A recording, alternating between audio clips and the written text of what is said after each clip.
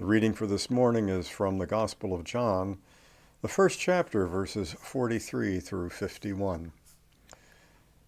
Jesus decided to go to Galilee. He found Philip and said to him, "Follow me." Now Philip was from Bethsaida, the city of Andrew and Peter. Philip found Nathanael and said to him, "We have found him about whom Moses and the law and also the prophets wrote, Jesus, son of Joseph from Nazareth." Nathanael said to him, "Can anything good come out of Nazareth?" Philip said to him, "Come and see." When Jesus saw Nathanael coming towards him, he said of him, "Here is truly an Israelite in whom there is no deceit." Nathanael asked him, "Where did you come to know me?" Jesus answered, "I saw you under the fig tree before Philip called you." Nathanael replied, "Rabbi, you are the Son of God. You are the King of Israel." Jesus answered, "Do you believe because I told you that I saw you under the fig tree?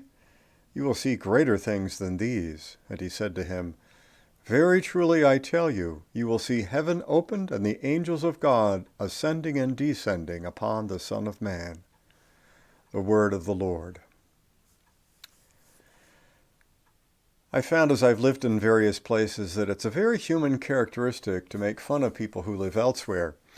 It was really true when I worked at the church in Burlington and lived in Mount Pleasant and heard a whole lot of jokes about the old Threshers reunion that takes place there every year. People in Mount Pleasant looked down on people in Salem, the smaller town to the south, and people in Salem looked down on people in Houghton. I never made it to Houghton. I understand it's a wide spot in the road, so I don't know who they look down on. But I've noticed that same kind of hierarchy elsewhere, like in the Quad Cities, for instance. And if you doubt that, just ask anyone which are the 4 Quad Cities and listen carefully to what they say, especially to the order in which they list them.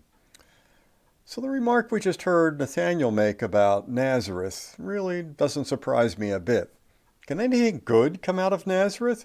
It's such a backward place compared to Bethsaida and Capernaum. Who would want to live there? Fortunately, Philip just pretty much ignored Nathanael's attitude and simply said, "Come and see."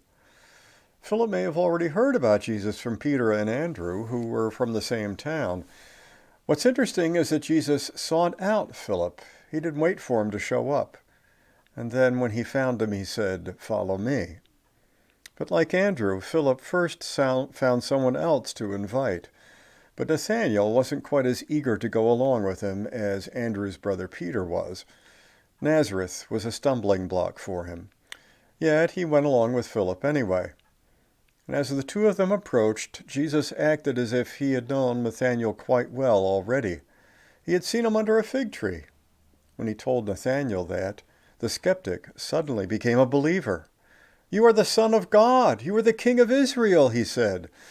Jesus almost seemed amused at that response. "You will see greater things than these," Jesus said. Nathanael was promised a vision of angels ascending and descending, just like Jacob's ladder. Curiously, after such a strong statement of belief, Nathanael then drops out of sight. He's not listed among the 12, although some equate him with Bartholomew. I'm not quite sure why. And there's a Nathanael who shows up in the post-resurrection appearance, the fishing trip at the end of this gospel. But otherwise, this would-be disciple disappears. The fact that his name means God gives makes him even more curious. Is Nathanael a representative, a stand-in for all of the disciples that God has given to Jesus? If so, that would include us as well. I do find that idea intriguing.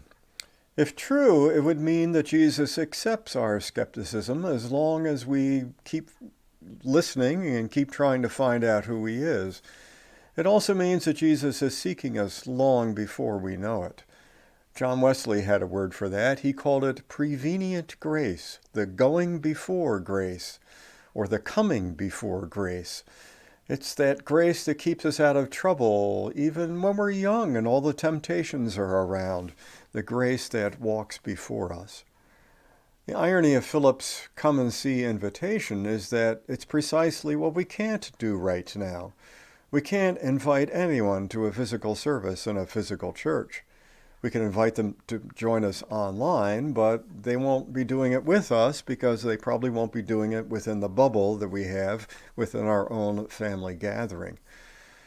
Some of you have asked me what church will be like after the pandemic.